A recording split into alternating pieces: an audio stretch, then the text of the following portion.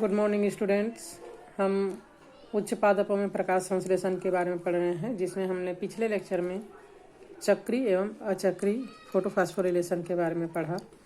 आज हम पढ़ेंगे रसोपरासरणी परिकल्पना क्या है, केमियो ऑस्मोटिक हाइपोथेसिस।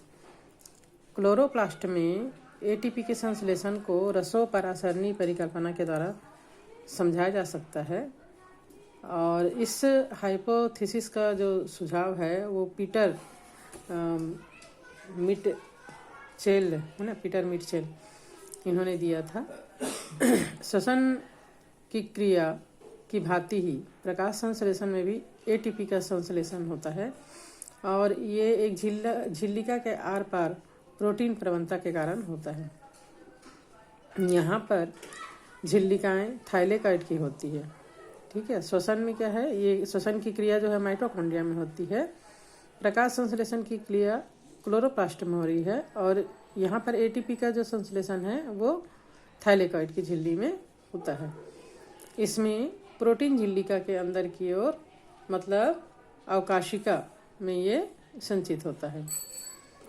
श्वसन की क्रिया में जब इलेक्ट्रॉन या ईटीसी से गुजरते हैं तो ये प्रोटीन माइटोकॉन्ड्रिया के अंतराझिल्ली अवकाशिका में संचित होता है ना। और इलेक्ट्रॉन की सक्रियता और उनके परिवहन के समय प्रोटीन प्रवणता झिल्लिका के आर पार होती है। प्रोटीन प्रवणता के विकास को हम कुछ बिंदुओं के आधार पर समझा सकते हैं। जैसे पहला है, जल के अणु का विघटन झिल्लिका के अंदर की ओर होता है। जल के विघटन से यानी टूटने से जो हाइड्रोजन आयन और प्रोटॉन जो होता है वो थाइलेकॉइड के लैमिनी यानी अवकाशिका में जमा रहता है, संचित होता है।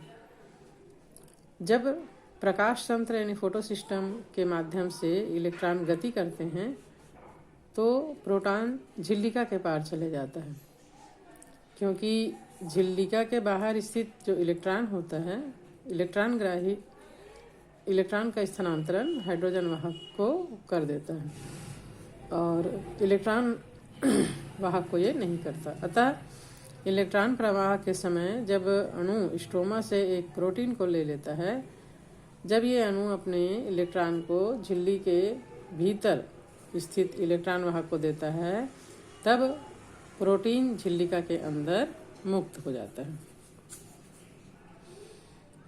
एनएडीपी रिडक्टेज एंजाइम झिल्ली के स्ट्रोमा की ओर होता है। फोटोसिस्टम फर्स्ट के इलेक्ट्रॉन ग्राही से आने वाले इलेक्ट्रॉन के साथ साथ प्रोटॉन भी NADPH2 में अपचयित करने के लिए जरूरी होता है और ये प्रोटॉन स्ट्रोमा पीठिका से आते हैं। इस प्रकार क्लोरोप्लास्ट के स्ट्रोमा में प्रोटॉन की संख्या जो है वो घटती है और अवकाशिका यानी ल्यूमेन में प्रोटॉन का संचयन होता है। इसी प्रकार थाइलेकॉइड झिल्ली के आर पार एक प्रोटॉन प्रवणता उत्पन्न होती है। इसी के साथ ल्यूमेन से जो पीएच है वो ये कम हो जाता है। प्रोटॉन प्रवणता भी बहुत महत्वपूर्ण होता है, क्योंकि प्रवणता टूटने पर ऊर्जा मुक्त हो जाती है। ये प्रवणता इस कारण टूटती है क्योंकि प्रोटॉन झिल्ली में जो एटीपी रहता है उसके पारगमन वाहिका FP के माध्यम से स्ट्रोमा में ये गतिशील हो जाता है। और इसमें एटीपी एंजाइम के दो भाग होते हैं। एक तो शून्य F0 जो झिल्लिका के अंतः स्थापित होता है और पारगमन झिल्लिका चैनल की रचना करता है जो झिल्लिका के आर पार प्रोटीन या प्रोटॉन विसरण की ओर आगे बढ़ता है।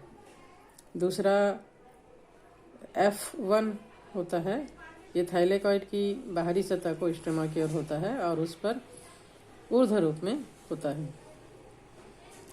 रसोपरासरण के लिए एक झिल्लिका, एक प्रोटॉन पंप, एक प्रोटॉन प्रवणता और ATPase की जरूरत होती है।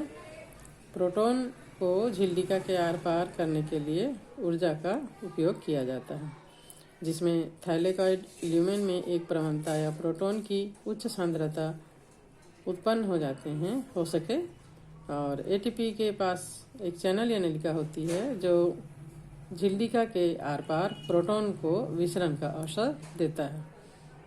ये एटीपीज एंजाइम को सक्रिय करने के लिए पर्याप्त ऊर्जा छोड़ता है, जो एटीपी संश्लेषण को उत्प्रेरित कर देता है।